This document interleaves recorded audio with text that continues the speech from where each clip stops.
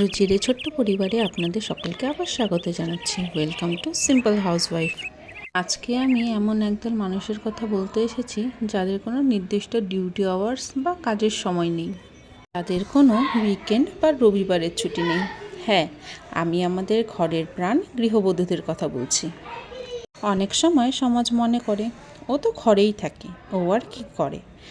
কিন্তু সত্যি কথাটা হলো, একটা বাড়িকে ঘর বানিয়ে তোলার পেছনে সবচেয়ে বড় অবদান তাদেরই। সকালবেলা সবার আগে ঘুম থেকে ওঠা থেকে শুরু করে রাতের শেষ আলোটা নেভানো পর্যন্ত সব কাজ নিখুঁতভাবে কে করেন? আপনিই তো করেন। আপনি একধারে একজন শেফ, যিনি পরিবারকে সবার পুষ্টির খেয়াল রাখেন। আপনি একজন ফিন্যান্স ম্যানেজার, যিনি সীমিত বাজেটে পুরো সংসার সামলান। আপনি একজন শিক্ষক ও মেন্টর, যিনি সন্তানের ভবিষ্যৎ গড়ে তোলেন। তাই কখনোই ভাববেন না আপনার কাজের কোনো মূল্য নেই। আপনি আছেন বলেই বাকি সবাই বাইরে গিয়ে নিশ্চিন্তে কাজ করতে পারছে। যেমন আমার সকাল সকাল উঠে রান্নাবান্নাগুলো সেরে নিলাম। গরমে আর মশলাপাতি খেতে একদমই মন চায় না, তাই আজকে একদম হালকা রান্না করেছিলাম। বানিয়েছিলাম একটু শুক্তো আর সয়াবিন, আর কালকের টক ডাল ছিল তো সেটাই করেছিলাম। টক ডালটা একটু জাল দিয়ে নিয়েছিলাম। আর সকাল সকাল উঠে দেখো আমি একটা কাচের বাটি ভেঙে দিয়েছি। ওর ম্যাম এসেছিল পড়াতে, ওর ম্যামকে খাবার দিতে যাব, তো তখনই আমার হাত থেকে পড়ে কাচের বাটিটা ভেঙে যায়। আর এদিকে আমার মেয়ে সকাল সকাল ঘুম থেকে উঠে ব্রাশ করে দই দিয়ে ভাত খাবে বায়না ধরেছে, তাই তাকে দই দিয়ে ভাত খাইয়ে দিয়েছিলাম। ভাত খেয়ে বলছে, মা আমার খুবই ঘুম পাচ্ছে, আমি এখন একটু ঘুমাই। কারণ ওদের গরমের ছুটি চলছে, তো আমিও বললাম ঠিক আছে, ঘুম থেকে উঠে কিন্তু পড়তে বসবি। বলে ঠিক আছে মা। তাই ভাই বোন দুজন মিলে একটা ঘুম দিয়েছে। আমি ভাবলাম এই ফাঁকে আমি আমার কাজগুলো সেরে ফেলি। আর দেখো, দুদিন বাড়িতে ছিলাম না, আর বাড়ির কি হাল হয়েছে। পাস্তাটা অনেক দিন থেকে আনা, কিন্তু খোলাই হচ্ছিল না, কারণ খেতেই ইচ্ছে করছিল না। তাই ভাবলাম আজকে খুব খিদে পেয়েছে, তাই একটু পাস্তা বানিয়ে নিই।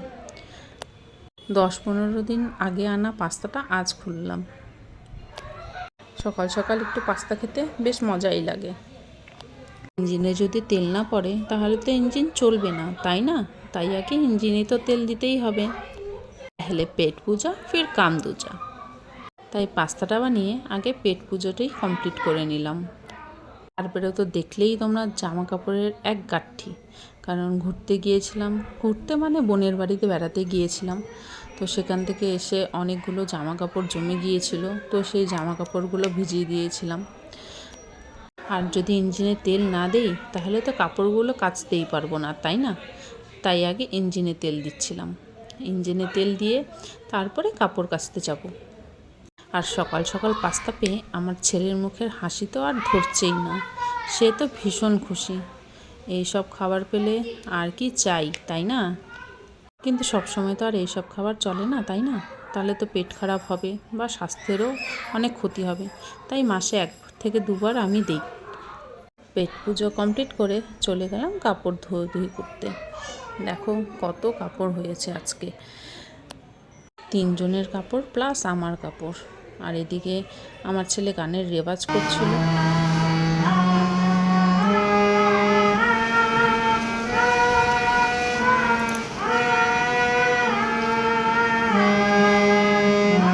ও রেওয়াজ করতে করতে আমার এদিকে কাপড় ধোয়া কমপ্লিট। তো কাপড়গুলো এবার মেলে দেব।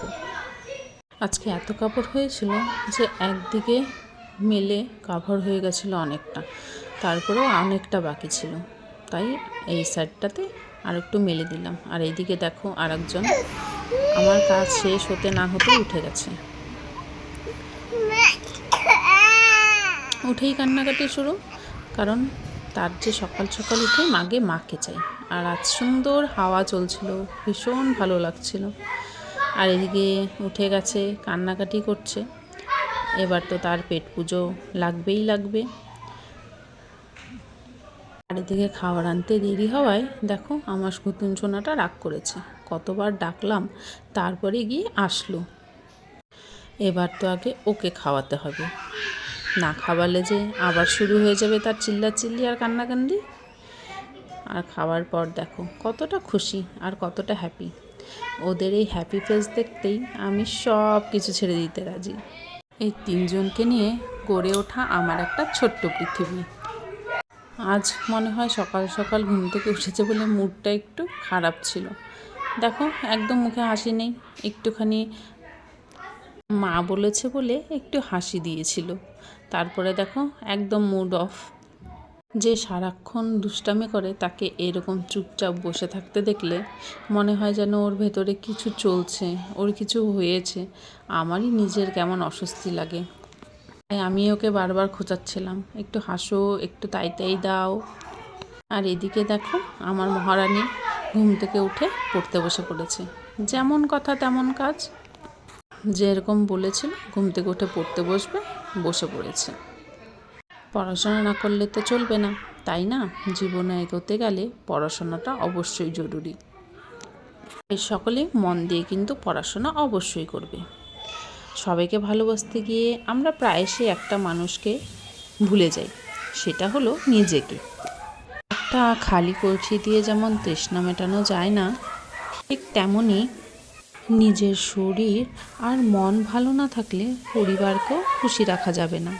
তাই প্রত্যেক গৃহবধূদের বলছি, নিজের জন্য অন্তত 30 মিনিট সময় রাখুন। বই পড়ুন, গান শুনুন, ঠাকুরের নাম করুন, বা যেটা করতে আপনাদের ভালো লাগে সেটাই মন দিয়ে করুন। আপনার স্বপ্নগুলোকে হারিয়ে যেতে দেবেন না। আজকের দিনে দাঁড়িয়ে ঘর সামলেও অনেক কিছু করা সম্ভব।